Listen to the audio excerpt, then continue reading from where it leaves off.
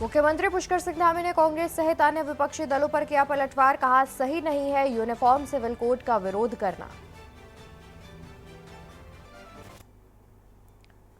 मुख्यमंत्री पुष्कर सिंह धामी ने लोकसभा चुनाव में बीजेपी की फिर से जीत का किया दावा। कहा, जीत के बाद नरेंद्र मोदी फिर बनेंगे देश के प्रधानमंत्री। अवैध मजारों को हटाने के सवाल पर सीएम पुष्कर सिंह धामी ने दिया जवाब। कहा, बहुत बड़ी साजिश है अतिक्रमण कर मजारे बनाना।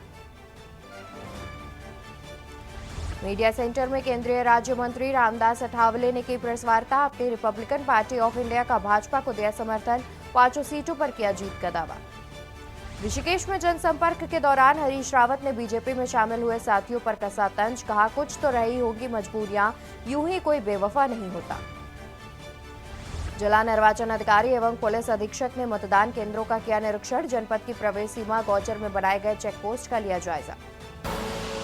आप देख रहे हैं के न्यूज, खबरों का सारथी। नमस्कार, मैं हूं आपके साथ अवंतिका अवस्थी और आप देख रहे हैं के न्यूज इंडिया। हम बात करेंगे उत्तराखंड की खबरों पर, जहां भाजपा मीडिया सेंटर में केंद्रीय सामाजिक न्याय एवं अधिकारिता राज्य मंत्री रामदास अठावले ने प्रेस वार्ता की। इस दौरान उन्होंने अपनी रिपब्लिकन पार्टी ऑफ इंडिया से भाजपा को समर्थन देते हुए उत्तराखंड की 5 लोकसभा सीटों पर जीत को निश्चित बताया। इस दौरान उन्होंने मुख्यमंत्री पुष्कर सिंह धामी की प्रशंसा करते हुए कहा कि राज्य हित में उन्होंने कई फैसले लिए हैं। उन्होंने कहा कि जनता से किए गए वादे यूसीसी से समान न्याय की संकल्पना को मुख्यमंत्री धामी ने साकार किया है। एक ओर जहां उन्होंने प्रधानमंत्री नरेंद्र मोदी की जन कल्याणकारी नीतियों की प्रशंसा करी, तो वहीं दूसरी ओर कांग्रेस पर अपने अंदाज में तंज कसते हुए कहा कि एनडीए अब की बार 400 पार, लेकिन कांग्रेस नहीं कर पाएगी 40 पार।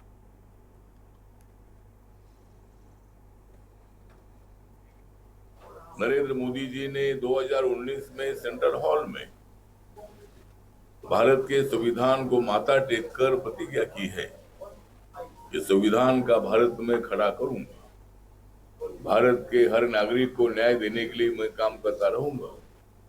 और इसीलिए माननीय राहुल गांधी जी और सभी इंडिया आघाड़ी के लोग रोज बकवास करते हैं, रोज चर्चा करते हैं कि हमको लोकतंत्र बचाना है। मेरा उनको सवाल है कि भाई, लोकतंत्र बचाने के लिए हम लोग हैं, आप अपनी पार्टी बचाओ। पार्टी बचाने का काम आपको करना है।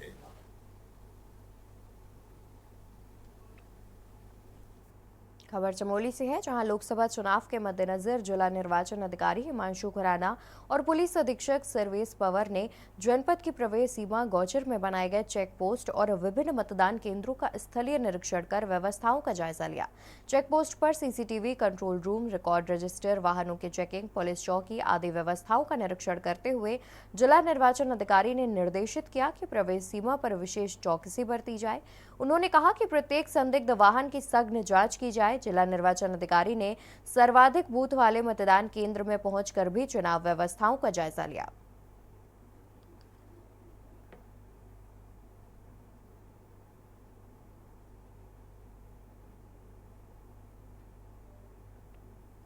लोकसभा चुनाव के मद्देनजर यहाँ पे हमारी स्टैटिक टीम है, तो उसी की डीएम साहब के साथ एक भ्रमण हुआ है कि किस तरीके से यहाँ पे चेकिंग की जा रही है। तो तमाम चीज़ें देखी गई, किस तरीके से हमारे सीसीटीवी कैमरा जो है वो काम कर रहे हैं, प्रॉपर रिकॉर्ड मेंटेन किया जा रहा है। लोकसभा सामान्य निर्वाचन के अंतर्गत इसमें जो निर्वाचन आयोग के निर्देश हैं, उसमें जनपद में जगह जगह पर हमने स्थायी निगरानी दल जो स्टैटिक सर्वेलेंस टीम है उनकी स्थापना करी है। तो ऐसे ही जो स्टैटिक बैरियर है गौचर, यहाँ पर हमने तो हमारा इंटर बॉर्डर भी है, वहाँ पर सीसीटीवी भी स्थापित किया है। तो इसी क्रम में जो भी यहाँ व्यवस्थाएं की गई हैं।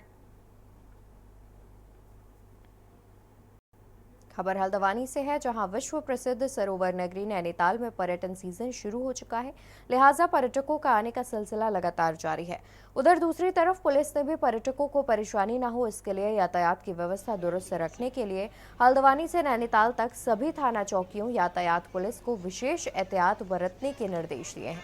पार्किंग से लेकर वाहनों के दबाव से निपटने के लिए पुख्ता तैयारियां करने और किसी भी स्थिति में जाम जैसी असुविधा से निपटने के लिए तैयार रहने के लिए कहा है। इसके अलावा लोकसभा चुनाव के मद्देनजर लगातार हो रही चेकिंग और अन्य गतिविधियों में पर्यटकों को ज्यादा परेशानी न हो, इसके लिए भी पुलिस अधिकारियों को दिशा निर्देश जारी किए गए हैं। टूरिस्ट सीज़न शुरू हो गया है। पिछले 2 वीक से लगभग अच्छा खासा टूरिस्ट फ्लो में देखा है और चुनाव भी चल रहा है, तो सबसे पहले तो हम ये कोशिश कर रहे हैं कि जो चेकिंग फिर जहाँ पे भी हो रही है वहाँ टूरिस्ट को ज़्यादा असुविधा नहीं हो, इसके लिए हमने निर्देश दिए गए हैं। साथ ही एक्स्ट्रा जो फोर्स है उसकी तैनाती भी हमने टूरिस्ट स्पॉट पे की है और जो हमारे सीपीओ की और ट्रैफिक की जो टीम है वो भी इसमें लगी हुई है। जल्दी हम जो है जैसे ही चुनाव संपादित होते हैं उसके बाद में जो है और भी जो है फोर्स है उसको हम टूरिस्ट सीजन के लिए डिप्लॉय करेंगे। विश्व प्रसिद्ध जिम कॉर्बेट नेशनल पार्क की 2023-24 सत्र में बढ़ी आमदनी, साथ ही कॉर्बेट पार्क में लंबे समय बाद विदेशी पर्यटकों की संख्या में बढ़ोतरी हुई है, जिससे कॉर्बेट प्रशासन गदगद नजर आ रहा है। आपको बता दें कि विश्व प्रसिद्ध जिम कॉर्बेट नेशनल पार्क हर साल लाखों की तादाद में पर्यटक वनों और वन्य जीवों के दीदार के लिए नैनीताल जिले के रामनगर में स्थित जिम कॉर्बेट नेशनल पार्क पहुंचते हैं, जहां पर्यटक कॉर्बेट पार्क के जंगलों में जैव विविधता और बंगाल के साथ ही अन्य वन्य जीवों के दीदार के साथ ही जिम कॉर्बेट के बारे में जानकारी जुटाते हैं। इस सत्र की बात करें तो 2023-24 में कॉर्बेट प्रशासन को पिछले वर्ष के मुकाबले अच्छी कमाई हुई है, तो वहीं पिछले वर्ष के मुकाबले इस वर्ष कॉर्बेट पार्क की कमाई की बात की जाए तो पार्क प्रशासन को 13 करोड़ 13 लाख की कमाई हुई। वहीं इस सत्र में ये कमाई में 50 गुना वृद्धि हुई है और 23 करोड़ 24 लाख रुपए की कमाई कॉर्बेट प्रशासन को हुई है।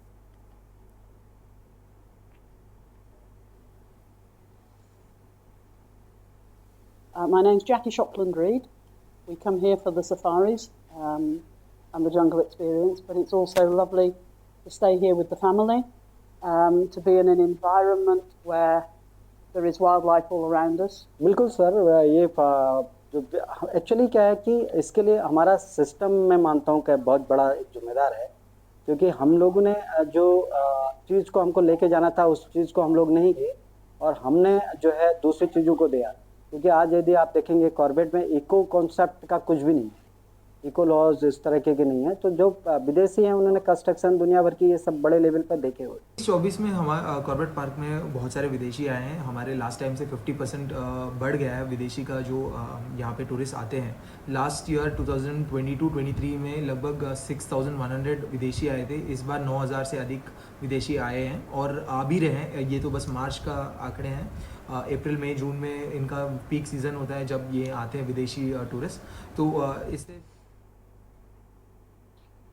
रामनगर कोतवाली पुलिस में हाल ही में लगातार हुई चोरियों के मामले में पुलिस टीमों का गठन कर घटना का खुलासा करने के निर्देश अधिकारियों द्वारा पुलिस को दिए गए थे। मामले में जानकारी देते हुए कोतवाली के एसएसआई मोहम्मद यूनुस ने बताया कि बीते दिनों ग्राम पिरुमदरा क्षेत्र में हुई 3 चोरियों के मामले में चौकी इंचार्ज राजेश जोशी के नेतृत्व में गठित पुलिस टीम द्वारा अपने क्षेत्र में घटी 3 चोरियों के मामले में कौशल, उसकी पत्नी अनामिका निवासी थाना ITI जिला उधम सिंह नगर, मनोज दीपक सिंह निवासी खड़गपुर देवपुरा जिला उधम सिंह नगर को गिरफ्तार कर उनके कब्जे से चोरी की गई एक स्कूटी सहित 17,000 रुपए नगद और अन्य सामान बरामद किया गया। ये जनवरी से लेके अब तक रामनगर के पीरू मज़ारा क्षेत्र और बाजार क्षेत्र से लगभग 4 चोरियां जो हमारी वहाँ लिखी गई हैं, उसमें से 4 पुरुष और 3 महिलाओं को गिरफ्तार किया गया है और उनसे जो सामान चोरी हुआ था वो सब बरामद किया गया है और उनको अब फिलहाल बाद मेडिकल कराने के कोर्ट में पेश किया जा रहा है। विकासनगर के टिहरी लोकसभा से निर्दलीय चुनाव मैदान में ताल ठोक रहे बॉबी पवार सहसपुर विधानसभा क्षेत्र में एक चुनावी जनसभा को संबोधित किया, जहां सैकड़ों की संख्या में पहुंचे उनके समर्थकों ने उनका जोरदार स्वागत किया। जहां बॉबी पवार ने कांग्रेस भाजपा को आड़े हाथों लेते हुए कहा कि पिछले 24 सालों में भाजपा और कांग्रेस ने बारी बारी राज्य की जनता को छलने का काम किया है। आज युवाओं को रोजगार के लिए सड़क पर उतरना पड़ रहा है। बॉबी पवार ने मीडिया से बात करते हुए कहा कि यह लड़ाई राजशाही और जनता के बीच है। जनता और युवाओं की आवाज सदन तक पहुंचाकर उनका हक दिलाना उनकी प्राथमिकता में शामिल है।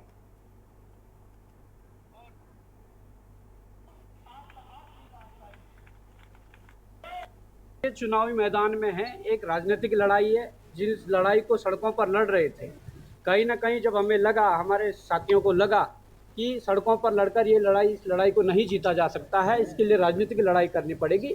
तो लोकतंत्र के इस महापर्व में हम लोगों ने भी उन राजनीतिक दलों के सामने खड़े होने की हिम्मत जुटाई है। उन लोगों के सामने आज मजबूती से खड़े हैं जिन लोगों ने इस उत्तराखंड को 24 वर्षों से छला है। तो भाई आप लोगों के बीच जा रहे हैं, क्या कुछ रुझान आप देख रहे हैं, विजिट कर रहे हैं? देखिए, हम लगातार क्षेत्र भ्रमण में थे और आज रात को ही 2 बजे टिहरी के प्रताप नगर से पहुंचे हैं और जो जनता का प्यार और समर्थन मिल रहा है, जो जनता के अंदर जो बदलाव करने की जो अभी स्थिति है, वो मन है उनका, तो कहीं ना कहीं मुझे लगता है कि जनता बदलाव का मन बना चुकी है और जनता त्रस्त है उन प्रत्याशियों से, उन सांसद महोदया से जो 3 बार के सांसद होने के बावजूद भी। उत्तराखंड हाईकोर्ट ने देहरादून तहसील डोईवाला के अंतर्गत मौजा माजरी ग्रांट में नदी किनारे स्थित काश्तकार की निजी भूमि के बदले ग्राम सभा की हाईवे किनारे भूमि आवंटित किए जाने को लेकर दायर जनहित याचिका पर कोर्ट में सुनवाई की। सुनवाई करते हुए कोर्ट की खंडपीठ ने जिलाधिकारी से 4 सप्ताह में जवाब दाखिल करने को कहा। मामले की सुनवाई के लिए कोर्ट ने 4 सप्ताह बाद की तिथि नियत की है। इंद्र सिंह के नाम पर मिली भगत कर 161 के तहत आवंटित कराया गया, जो भूमि विनियमितीकरण के माध्यम से ग्राम सभा को मिली, उसका कोई अस्तित्व ही नहीं है। याचिका में भूमि आवंटित करने वाले अधिकारियों के खिलाफ जांच की मांग करते हुए दोषियों पर मुकदमा दर्ज करने की याचना की गई है।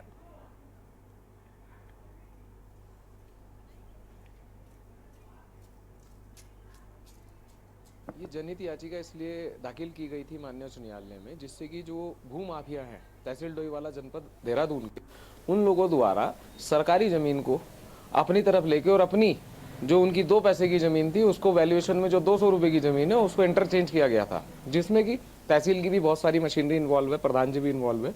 उसमें आज माननीय न्यायालय द्वारा यह आदेशित किया गया है कि जो एडीएम की रिपोर्ट आई थी जिसमें साबित होता है कि नीचे के स्तर के जो अधिकारी है उन्होंने गलत तथ्यों पर रिपोर्ट दी थी, उसके खिलाफ डीएम से ये पूछा गया है कि आपने उस रिपोर्ट पे क्या डिसीजन लिया और क्या आप पे आख्या आई है। याचिकाकर्ता का कहना ये था अगर ऐसा होता रहा तो हमारे जो रिसोर्सेज है, जैसे कि जो हमारी नदी के तल पे बहुत सारे हमारे नेचुरल रिसोर्सेज होते हैं, प्लस में जो ग्राम सभा की जमीन है। कांग्रेस नेता रणदीप सुरजेवाला का भाजपा सांसद और अभिनेत्री हेमा मालिनी पर की गई अभद्र टिप्पणी को लेकर उत्तराखंड भाजपा महिला मोर्चा में भी आक्रोश नजर आया, जहां भाजपा प्रदेश महिला मोर्चा अध्यक्ष आशा नौटियाल ने इस टिप्पणी को कांग्रेस नेताओं की हीन मानसिकता करार दिया और कहा कि ये कोई पहला मसला नहीं है, बल्कि इससे पूर्व भी महिलाओं पर अभद्र टिप्पणी के कांग्रेस नेताओं के बयान सामने आते रहे हैं। जहां भाजपा महिलाओं का सम्मान करती है, कोई जन कल्याणकारी योजना प्रदेश में जैसे कि लखपति दीदी, ड्रोन दीदी, स्वयं सहायता समूह के माध्यम से महिलाओं को आत्मनिर्भर बनाया जा रहा है, तो वहीं दूसरी ओर कांग्रेस महिलाओं पर अभद्र टिप्पणी करके उनका अपमान कर रही है।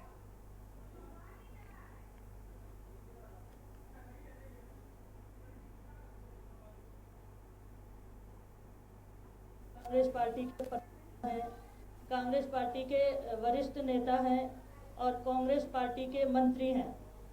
इस तरह की लगातार जो अभद्र टिप्पणियां आ रही हैं, उससे मैं समझती हूँ कि भारत की आधी आबादी जो मातृ शक्ति हैं उनको मतलब बहुत ही कष्ट पहुँच रहा है और जो इस प्रकार की भद्दी टिप्पणियां उनके द्वारा की जा रही हैं, उस पर मैं आप सभी लोगों से आज यहाँ पर मिलने आई हूँ। अभी 31 मार्च को रणजीत सुरजेवाला जो कांग्रेस पार्टी के प्रवक्ता हैं, हल्द्वानी में 9 दिन से लापता महिला का शव गुरुवार को नाले किनारे पेड़ से लटका मिला।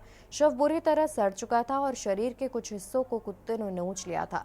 जानकारी के मुताबिक महिला की गुमशुदगी की रिपोर्ट दर्ज कराई गई थी, जिसके बाद पुलिस महिला की लगातार तलाश कर रही थी, तो वहीं शव की पहचान परिजनों ने कपड़ों से की। जानकारी के मुताबिक हरिपुर नायक मुखानी निवासी ललित फौज से सूबेदार के पद से सेवानिवृत्त है। गांजा में सीएनजी क्रिकेट एरेना है, ग्राउंड के पीछे एक बेल का पेड़ है, सुनसान सी जगह है, इस पर एक महिला लटकी भी पाई गई थी। बच्चे जो खेल रहे हैं और बॉल गई होगी तो उन्होंने तब बॉडी को देखा, पुलिस को सूचना मिली और थाने की टीम भी आई है और मैंने भी अभी विजिट किया है घटनास्थल। तो बॉडी कम 7-8 दिन पुरानी लग रही है और जैसे कि थानाध्यक्ष ने बताया कि 26 तारीख को एक गुमशुदगी दर्ज थी एक महिला की, तो उस आधार पर उसके पति को बुलाया गया तो शिनाख्त हो चुकी है इसकी। सितारगंज नानकमत्ता कार सेवा बाबा तरसीम सिंह हत्याकांड में पुलिस को एक बड़ी सफलता मिली। सूत्रों के मुताबिक पुलिस हत्याकांड को अंजाम देने की साजिश में शामिल 4 लोगों को पुलिस ने शाहजहांपुर क्षेत्र से गिरफ्तार किया। तो वहीं बुधवार को नानकमत्ता थाने में हत्याकांड को लेकर बड़ा खुलासा करते हुए एसएसपी डॉक्टर मंजुनाथ टीशी ने बताया कि आरोपियों की मददगारों को हिरासत में लेकर पूछताछ शुरू कर दी है। एसएसपी ने गिरफ्तार संदिग्धों के बारे में जानकारी देते हुए कहा कि हत्याकांड सोची समझी साजिश के तहत अंजाम दिया गया। हत्याकांड में सहायता करने वाले 4 आरोपियों को मैं 2 वाहन के साथ गिरफ्तार किया है। आरोपियों पर विभिन्न राज्यों में दर्जनों से भी अधिक मुकदमे दर्ज हैं।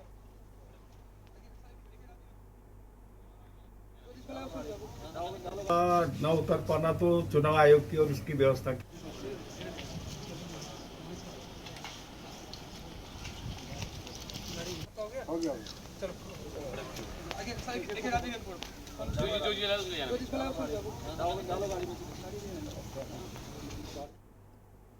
अल्मोड़ा उत्तराखंड परिवर्तन पार्टी के अध्यक्ष पीसी तिवारी और उत्तराखंड क्रांति दल के नेता काशी सिंह एरी ने संयुक्त प्रेस वार्ता को संबोधित करते हुए कहा कि उत्तराखंड में सामाजिक राजनीतिक बदलाव के लिए क्षेत्रीय अस्मिता के साथ जुड़ना जरूरी है। पीसी तिवारी ने कहा कि किरण आर्या को अल्मोड़ा पिथौरागढ़ संसदीय क्षेत्र से अपना उम्मीदवार बनाया है। उन्होंने इस अवसर पर पार्टी द्वारा उठाए गए मुद्दों पर प्रकाश डालते हुए कहा कि प्राकृतिक संसाधनों पर स्थानीय लोगों के अधिकार सुनिश्चित करने, असीमित जमीनों की खरीद पर रोक के साथ ही पूर्वोत्तर राज्यों की तरह अनुच्छेद 371 की तरह संरक्षण प्रदान करने तमाम मुद्दों पर काम किया जा रहा है।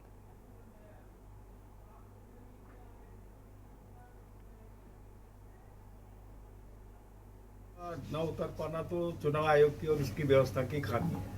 उन्होंने हमारी बात मानी नहीं और एक निरंकुश तरीके से फैसला किया और हमारे कैंडिडेट को निर्दलीय घोषित कर दिया और हमने भी उसको कहा कि अब लड़ने से कोई फायदा नहीं है। तभी हम लोग ने, हमारी पार्टी ने फैसला किया कि यहाँ जो क्षेत्रीय ताकत है, जो जिसका प्रत्याशी होगा, हम उसको समर्थन करेंगे। और उसको समर्थन करने के पीछे हमारी मंशा ये है कि जैसा पीसी भाई ने भी कहा कि जो राष्ट्रीय दलों का रवैया है, राष्ट्रीय दलों की जो कार्यप्रणाली है, वो क्षेत्रीयता और क्षेत्रीय अस्मिता को खत्म करने वाली रही है। पहले कांग्रेस करती थी, अब आज भाजपा बहुत तेजी से उसको कर रही है। तो इस ऐसी स्थिति में हम क्षेत्रीय ताकतों का एकजुट होना और क्षेत्रीय अस्मिता और क्षेत्रीय हितों की रक्षा करने का मुहिम चलाना बहुत आवश्यक हो गया है। खबर लक्सर से है, जहां लक्सर के महाराजपुर कला गांव में मिनी बैंक शाखा संचालक ने दर्जनों से अधिक खाता धारकों की लाखों की रकम उनके खाते में जमा करने के बजाय हड़प ली। जरूरत पड़ने पर वो रकम निकालने पहुंचे तो इसका पता चला कि 3 गांवों के 13 लोग अभी तक पुलिस से इसकी शिकायत कर चुके हैं। बैंक ने शाखा सीज कर दी है। महाराजपुर कला में एसबीआई रायसी की मिनी ब्रांच के कई ग्राहकों ने पुलिस से शिकायत की कि उनकी बचत की छोटी रकम मिनी शाखा में जमा करते थे। शाखा संचालक कभी पासबुक प्रिंटर खराब होने तो कभी बैंक सर्वर डाउन होने के बाद कर हाथ से उनके पासबुक पर जमा की एंट्री करता था। उन्होंने आसपास के लोगों को बताया तो कई और ऐसे मामले सामने आए। अभी तक 13 लोगों ने 5 से 7 लाख रुपए गबन की शिकायत लक्सर पुलिस से की है। जांच में ये रकम और ज्यादा निकल सकती है। हालांकि बैंक ने मिनी ब्रांच को बंद कर नोटिस चस्पा कर दिया है।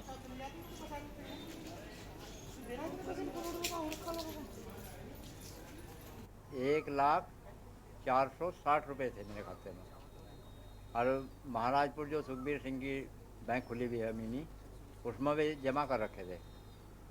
अब हमने जब वो बैंक वहाँ से बंद हुई तो हमने पैसे निकालने की कोशिश करी तो वहाँ पैसा नहीं निकल पाया। हम फिर रांची पहुँचे, रांची वालों वहाँ से केवाईसी करवाई तो वहाँ से 24 रुपये आए हमारे खाते में। तो हम परेशान हुए, लड़की की शादी करनी थी। मामला है जी, मैंने 40,000 रुपये जमा करे थे 11/12/2023 को जी, और वह हाथ से एंट्री करते थे और उसकी मैंने शिकायत करी रईसी मैनेजर को। उन्होंने इंक्वायरी करी कि उन्होंने कहा कि इसमें बैंक में आपका कोई पैसा नहीं डला हुआ और हाथ से एंट्री करके देता था जी। कौन था वो? सुखबीर जो मिनी बैंक थी उनके पास, वो अपने पास से एंट्री कर देता है, ऐसे पैसे निकाल लेता था जी। खबर लक्सर से, जहां हरिद्वार लोकसभा सीट पर तमाम प्रत्याशियों में एक दूसरे को पिछड़ने की होड़ मची हुई है। अब प्रत्याशियों का जोर नुक्कड़ सभाओं के बजाय रोड शो पर है। सभी प्रत्याशी अपने समर्थकों और कार्यकर्ताओं के साथ रोड शो निकाल रहे हैं। इसी क्रम में भाजपा प्रत्याशी त्रिवेंद्र सिंह रावत ने चौथी बार खानपुर विधानसभा के ग्रामीण इलाके में रोड शो निकालकर लोगों से वोट की अपील की। इस दौरान भाजपा प्रत्याशी त्रिवेंद्र रावत के साथ पूर्व विधायक कुंवर प्रणव सिंह चैंपियन और उनकी पत्नी रानी देवयानी सिंह, जिला पंचायत अध्यक्ष किरण चौधरी भीम सहित कई जिला व प्रदेश स्तर के भाजपा पदाधिकारी मौजूद रहे। इस मौके पर उन्होंने कहा कि एक तरह से देखा जाए तो पूरा हरिद्वार भाजपामय हो गया है। चारों तरफ मोदी मोदी के नारे गूंज रहे हैं। अब मतदाता केवल 19 अप्रैल का इंतजार कर रहे हैं। उन्होंने कहा कि उनकी जीत प्रचंड होगी। बहुत जबरदस्त होता है। मुझे लगता है कि कुछ गांव इस बार 100% भाजपा को वोट डालने वाले हैं, ऐसा मुझे महसूस हो रहा है। जिस तरह से लोगों का जोश है, जिस तरह से लोगों का उत्साह है, ये भारतीय जनता पार्टी की बम्पर जीत ये हरिद्वार से होने वाली है। ये हरिद्वार की जनता का प्रेम, जनता का उत्साह, जनता का जोश इस बात का को प्रकट कर रहा है। बहुत क्रेज है, विजय होगी विजय। कितने से विजय मांग चल रहे हैं? यहाँ से 400 के पार कर रहे हैं। हाँ, मोदी जी 400 के पार कर रहे हैं, आपका क्या नारा है? नहीं, 400 पार तो जाएंगे ही जाएंगे, लेकिन हम यहाँ से जो है प्रतिशत बढ़ाकर भेजेंगे। जितना पिछली बार वोट पड़ा होगा उससे कहीं ज्यादा वोट हम ज्यादा जाकर भेजेंगे। मोहम्मदगंज इलाकों में भी नहीं, मोहम्मदगंज भी हमारे साथ है। सबका साथ, सबका विकास, सबका विश्वास, इसी मोटो को लेकर हम आगे चले और हमें सभी का साथ मिल रहा है, सभी बिरादरियों का साथ मिल रहा है, सभी लोगों का साथ मिल रहा है। तो यहाँ तो सब एक है। उत्तराखंड के 5 लोकसभा सीटों में पहले चरण में होने वाले लोकसभा चुनाव के लिए अब गिनती के दिन ही शेष रह चुके हैं। चुनाव की घड़ी जैसे जैसे नजदीक आ रही है, वैसे वैसे राज्य का राजनीतिक पारा भी सूर्य की तपिश के साथ चढ़ता जा रहा है। प्रधानमंत्री नरेंद्र मोदी ने रुद्रपुर में विशाल जनसभा को संबोधित करने के बाद राज्य का सियासी तापमान कांग्रेस पर हमला कर बढ़ा दिया है। तो वहीं अब पीएम मोदी अब राज्य में बीजेपी राष्ट्रीय अध्यक्ष जेपी नड्डा के भी दौरे शुरू हो गए हैं। जेपी नड्डा ने पिथौरागढ़ और विकासनगर में विशाल जनसभा को संबोधित करने के बाद पार्टी के बूथ स्तर तक के कार्यकर्ताओं की बैठक ली। इसके साथ ही हरिद्वार में रोड शो और साधु संतों से भी वह आशीर्वाद ली। वहीं जेपी नड्डा के बाद अमित शाह, योगी आदित्यनाथ, राजनाथ सिंह जैसे दिग्गजों के चुनावी कार्यक्रम भी उत्तराखंड में प्रस्तावित हैं, जहां भाजपा को पूरी उम्मीद है कि 2024 के लोकसभा चुनाव में भाजपा 400 पार के नारे को साकार करेगी। तो वहीं उत्तराखंड में भाजपा के जीत के रथ को रोकने के लिए इंडिया गठबंधन ने एकजुटता के साथ चुनावी मैदान में जाने का फैसला लिया है। देखिए ये रिपोर्ट। अब समय बेहद कम है। उत्तराखंड की 5 लोकसभा सीटों में चुनाव की घड़ी नजदीक आते ही राज्य का सियासी पारा दिन पर दिन बढ़ता जा रहा है। भाजपा कांग्रेस ने चुनावी प्रचार अभियान को तेज कर दिया है। वहीं पीएम मोदी की विशाल जनसभा के साथ ही भाजपा के चुनावी अभियान का आगाज भी हो चुका है। पीएम मोदी के बाद बीजेपी राष्ट्रीय अध्यक्ष जेपी नड्डा भी 2 दिनों के उत्तराखंड दौरे पर हैं और इस दौरान वे 2 जनसभाएं, बूथ स्तरीय बैठकें लेने के साथ ही हरिद्वार में रोड शो और साधु संतों का भी आशीर्वाद लिया है। वहीं जेपी नड्डा के बाद अमित शाह, योगी आदित्यनाथ, राजनाथ सिंह जैसे दिग्गजों के चुनावी कार्यक्रम प्रस्तावित हैं।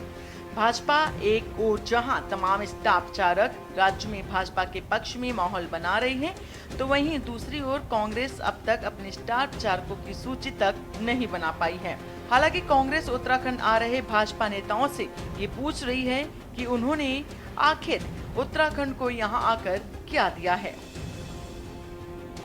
हमें इस बात की भी खुशी है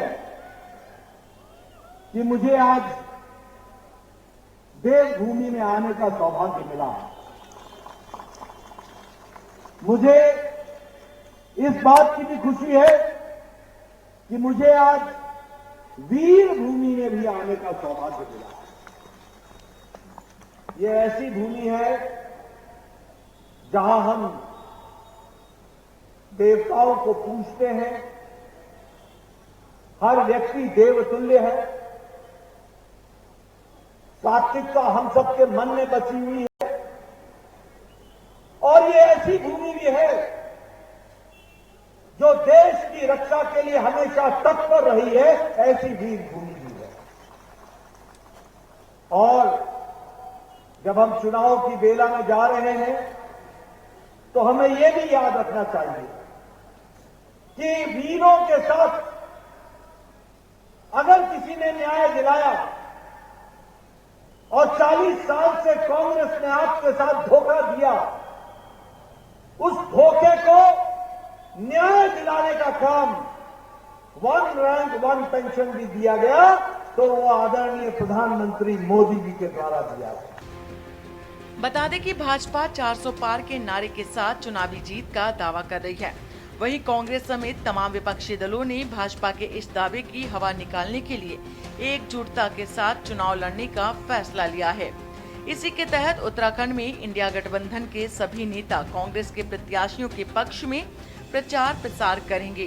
प्रेस क्लब में हुई प्रेस कॉन्फ्रेंस में आप और कांग्रेस ने कहा है कि आम आदमी पार्टी आधिकारिक तौर पर इंडिया गठबंधन का हिस्सा बन चुकी है और ऐसे में दोनों दल उत्तराखंड में इंडिया गठबंधन के 5 प्रत्याशियों को जिताने के लिए काम करेंगे। वहीं भाजपा का कहना है कि इंडिया गठबंधन के मंसूबे कभी कामयाब नहीं होंगे। और ऐसे में पहले से ही आप समर्थन कर रहे हो कांग्रेस के प्रत्याशी का, आज क्या था? नहीं, पहले नहीं कर रहे थे। इंडिया गठबंधन के अनुसार ही जो हमें हमारे शीर्ष नेतृत्व ने बताया, उसी के हिसाब से आज हमने इनके समर्थन दिया उत्तराखंड में। आज तक उत्तराखंड में हमारा इंडिया गठबंधन में नहीं था, हम आज पहले दिन जुड़े हैं और हम जो भी इंडिया गठबंधन के 5 प्रत्याशी होंगे उनका बूथ लेवल पे और तहसील लेवल पे, विधानसभा लेवल पे, डिस्ट्रिक्ट लेवल पे समर्थन करें। इंडिया गठबंधन कुछ नहीं है, ये धीरे धीरे समाप्त होने जा रहा है और इसमें आपसी टूट है, आपसी फूट है। अगर ऐसा होता गठबंधन तो पहली वाली बैठक में जब सारे नेता लोग इकट्ठे हो गए थे, जब इनका गठबंधन तैयार हुआ तो उस समय अनाउंस होना चाहिए था कि कौन देश का प्रधानमंत्री बनेगा, उसके नेतृत्व में इंडिया गठबंधन काम करेगा और उसी के मजबूती के साथ लड़ेंगे। किंतु ऐसा नहीं है, उनकी हिम्मत नहीं हुई है। देखिए, भारतीय जनता पार्टी 2014 से राज्य की 5 लोकसभा सीटों पर काबिज है। इनके सांसदों ने कभी जनता का सुख दुख जानने का प्रयास नहीं किया, न कभी किसी जो है आंदोलन में जनता की आवाज़ इन्होंने उठाई है। अंकिता के परिजन न्याय की गुहार लगाते रहे, लेकिन कभी इनके सांसदों के मुंह से एक शब्द नहीं सुना। न इन्होंने जो है अपने क्षेत्र हित का और राज्य हित का कोई मुद्दा कभी लोकसभा में उठाया।